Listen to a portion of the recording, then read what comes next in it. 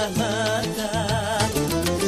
Hei, jangan mentang-mentang kuasa menyuruh orang tolak pinggang setinggi dada.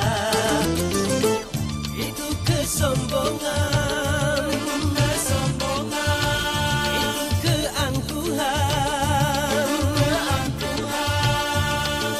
Bukan pakaianmu, tapi pakaian Tuhan yang berhak disembah oleh segenap alam.